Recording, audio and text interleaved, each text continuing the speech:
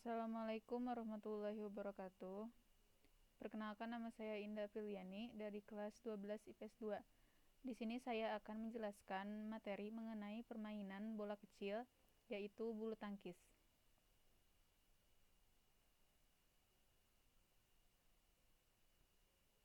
Dimulai dari definisi strategi. Strategi adalah rancangan atau konsep yang bersifat metodis sebelum permainan atau pertandingan berlangsung. Dalam suatu pertandingan atau permainan, diperlukannya adanya strategi khusus dari tim masing-masing. Yang kedua yaitu definisi taktik. Taktik permainan bulu tangkis adalah suatu siasat atau akal yang dirancang dan akan dilaksanakan dalam permainan bulu tangkis oleh perorangan, kelompok maupun tim untuk memenangkan suatu pertandingan secara sportif. Next. Lanjut dengan pengertian. Permainan ini terdiri dari dua kata, yaitu bulu dan tangkis. Secara harfiah, olahraga ini bisa diartikan sebagai permainan yang dilakukan dengan cara menangkis bola bulu menggunakan raket. Bolanya sendiri merujuk pada kok yang memang terbuat dari bulu-bulu hewan unggas. Bulu tangkis harus dimainkan oleh sedikitnya 2 orang. Tujuan dari permainan ini adalah memukul kok hingga bisa melayang melewati net, kemudian jatuh ke lantai di area lawan agar terhitung sebagai poin. Selanjutnya itu teknik dasar. Yang pertama, ada cara memegang raket. Tujuannya sendiri yaitu agar raket tidak gampang terlepas dan bisa dikendalikan dengan mudah. Memegang raket dengan benar juga bisa menghasilkan tenaga yang kuat, sehingga pukulannya pun bisa sempurna. Adapun teknik memegang raket sebagai berikut. Yang pertama yaitu teknik forehand. Teknik ini sama seperti ketika Anda memegang benda pada umumnya. Tangan harus menggenggam pegangan raket, sedangkan telunjuk dan ibu jari membentuk sudut atau huruf P. Yang kedua yaitu teknik backhand. Hampir sama seperti teknik forehand, hanya saja posisi ibu jari tidak bertemu dengan ujung jari lainnya, melainkan disejajarkan dengan pegangan raket sehingga mendekati telunjuk. Yang kedua yaitu posisi badan atau sikap berdiri, stance. Sikap berdiri dalam olahraga ini membutuhkan keseimbangan. Dalam hal ini, pemain tidak hanya berdiri, tetapi juga harus dalam posisi siap bermain. Adapun sikap berdiri dalam bulu tangkis, yaitu badan bertumpu pada kedua kaki dibuka selebar bahu dan agak ditekuk, bisa juga salah satu kaki ke depan dan yang lainnya sedikit ke belakang, dan tangan agak diangkat dan ditekuk sehingga raket sejajar dengan dada atau kepala. Yang ketiga yaitu kerja kaki, footwork, yaitu bulu tangkis menuntut para pemainnya untuk bergerak lincah dan cepat. Karena itu, kerja kaki atau footwork punya peran yang sangat penting di dalam permainan. Kaki tidak hanya untuk memposisikan badan, tetapi juga jadi tumpuan sekaligus pusat keseimbangan tubuh. Yang keempat yaitu servis bulu tangkis. Servis artinya memukul kok untuk memulai permainan. Kok yang dipukul harus mengarah pada area lawan dan melewati net. Teknik servis sendiri ada 3 macam, yaitu yang pertama, forehand pendek. Pemain pemukul kok dengan tidak begitu kuat, akibatnya kok meluncur dan akan jatuh di sekitar net atau di area depan tim lawan. Yang kedua yaitu forehand tinggi, yaitu teknik ini dilakukan untuk membuat kok melambung tinggi dan jatuh cukup jauh dari area net. Teknik ini bertujuan agar kok bisa jatuh di belakang pemain lawan sehingga mereka kesulitan untuk mengembalikannya.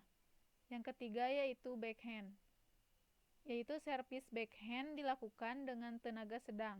Tujuannya agar kok bisa jatuh di dekat garis serang lawan dan mendarat setelah sedikit melewati net. Hal ini juga bertujuan agar lawan kesulitan mengembalikan serangan. Selanjutnya yaitu yang kelima, cara memukul. Teknik memukul dan mengembalikan serangan kok bisa bermacam-macam. Setiap tekniknya juga bisa menjadi penentu kemenangan tim. Setidaknya ada 5 jenis yang patut diketahui, yaitu lob. Lob sendiri yaitu teknik ini dilakukan dengan cara memukul kok agar bisa terbang setinggi mungkin dan jatuhnya di belakang garis lapangan area tim lawan. Pukulan seperti ini biasanya akan membuat lawan kewalahan sehingga mereka pun jadi cepat lelah. Yang kedua yaitu drop shot. Pukulan drop shot bertujuan untuk mematikan pergerakan lawan. Pukulannya dilakukan secara lurus dan menggunakan tenaga kecil atau pelan, tujuannya agar kok bisa jatuh di sekitar net. Teknik ini sering digunakan untuk mengecoh lawan. Pemain biasanya akan melompat dan berpura-pura hendak smash, sehingga tim lawan pun bersiap-siap di area belakang. Akan tetapi, pukulan yang dilakukan ternyata adalah drop shot, dan justru jatuh di dekat net. Yang ketiga yaitu drive. Drive adalah jenis pukulan yang mendatar. Arah pukulannya bisa lurus atau menyilang untuk menyasar sisi samping tim lawan. Teknik ini biasanya dilakukan untuk menyerang maupun mengembalikan serangan dengan cepat. Yang keempat yaitu netting. Sesuai namanya, ini adalah jenis pukulan yang bertujuan agar kok jatuh tepat di net setelah berhasil melewatinya. Pukulan netting ini cukup sulit dilakukan karena butuh akurasi tinggi. Bila berhasil, tim lawan akan kesulitan mengembalikan serangan. Yang terakhir yaitu smash. Smash adalah jenis pukulan yang bertujuan untuk menyerang sekaligus mematikan gerakan lawan. Pukulannya sendiri sangat keras dan menukik ke bawah. Untuk melakukan smash, pemain harus memukul kok dengan sekuat tenaga. Tujuannya agar kok bisa melaju cepat dan lawan tidak sempat untuk membalikan serangan. Smash juga biasanya dilakukan dengan cara melompat untuk menghasilkan serangan yang cepat, kuat, dan arahnya menukik tajam ke bawah lapangan. Selanjutnya yaitu ada peraturan bulu tangkis. Yang pertama, perlengkapan bulu tangkis. Terdiri dari raket. Raket memiliki panjang maksimal 68 cm dan lebar 22 cm.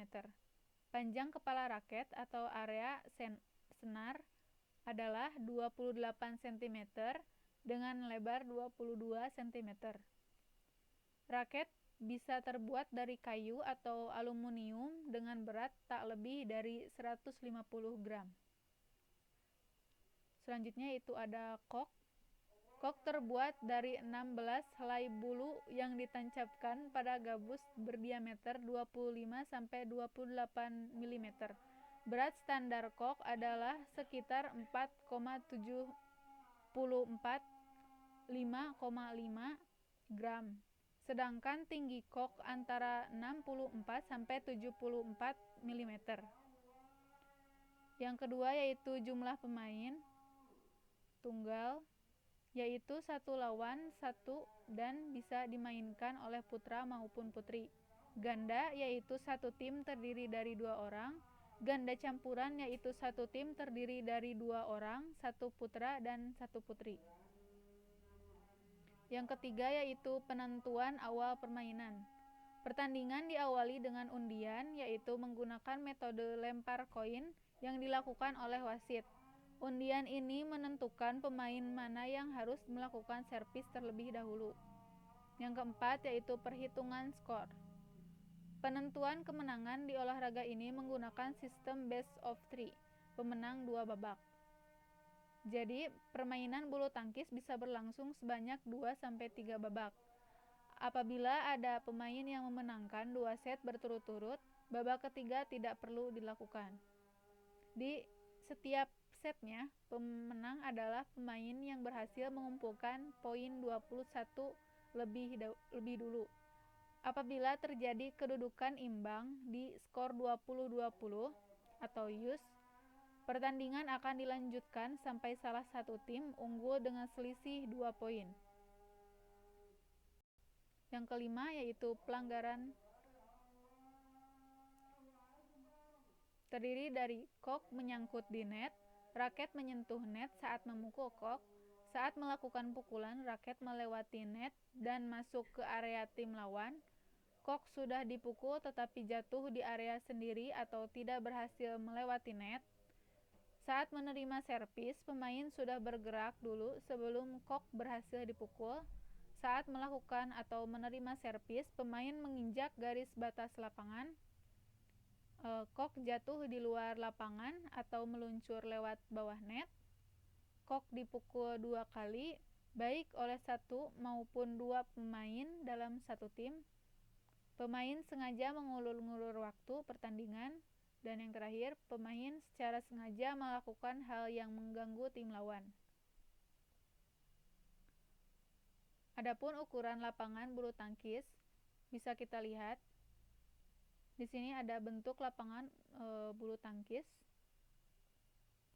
Adapun ukuran lapangan standar PBSI yaitu panjang 13,40 meter, lebar 6,10 meter, tinggi tiang net yaitu 1,55 meter, tinggi net 1,52 meter, jarak garis servis depan ke net 1,98 meter, jarak garis servis tengah ke garis samping 3,5 meter, jarak garis servis belakang ke garis belakang yaitu 0,76 meter. Permainan ganda, jarak garis samping ke pinggir lapangan yaitu 0,46 meter. Permainan tunggal. Adapun ukuran lapangan standar BWF, panjang 13,4 meter tunggal dan ganda, lebar 5,18 meter tunggal dan 6,1 meter ganda. Selanjutnya yaitu ada pola penyerangan.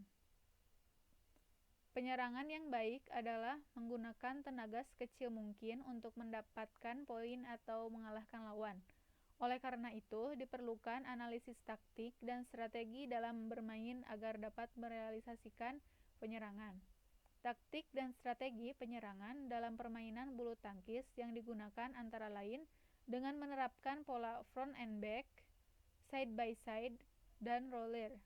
Sedangkan teknik yang dapat digunakan dalam penyerangan adalah pukulan servis, pukulan drive, pukulan drop shot, pukulan netting, pukulan smash, dan pukulan lob. Selanjutnya yaitu ada pola pertahanan.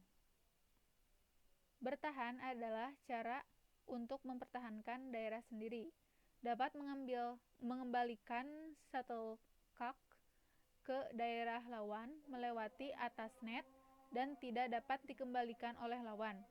Pertahanan yang baik dapat terjadi dengan taktik yang strategi yang tepat.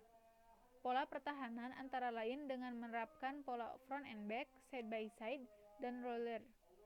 Kebanyakan pemain rally mengharuskan pemain mahir melakukan pukulan lob, maka pola yang sering dipakai adalah side by side, yang cenderung bermain lambat. Diperlukan daya tahan yang baik, napas yang panjang, pukulan akurat, dan dapat menjelajah sudut-sudut lapangan. Cukup sekian dan terima kasih. Mohon maaf bila ada kesalahan. Wassalamualaikum warahmatullahi wabarakatuh.